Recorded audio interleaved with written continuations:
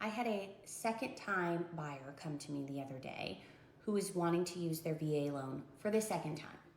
So they've gone through this before. However, they've not gone through it with me, and they did not understand when I was asking them if they knew the things that they needed to know when it came to purchasing a home.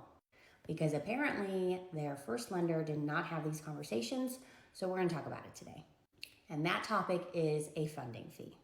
And if that word does not ring a bell in your head, then I need you to listen, especially if you're going with a VA loan. So a funding fee is paid directly to the VA. It is not us as the lender. The VA collects this fee. This is the one closing cost that can automatically be rolled in. I've never had a client ask me to pay for it out of pocket. So it can be rolled into your loan, and it can vary depending on how many times you've used your VA eligibility and how much you're putting down. And mind you, not everyone has to pay a VA funding fee. So there is a list of people that are exempt. So for example, I'll move out of the way. You can screenshot this and see if you qualify to be exempt from the funding fee.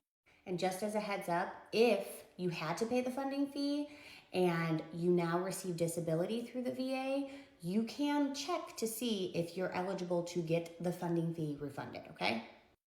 So here is the list of what the fees are.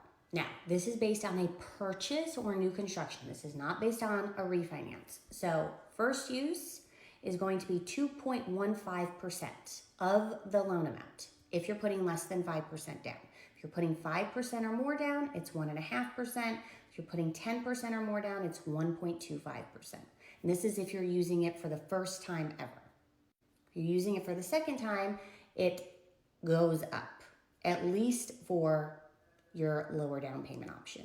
And these percentages can change.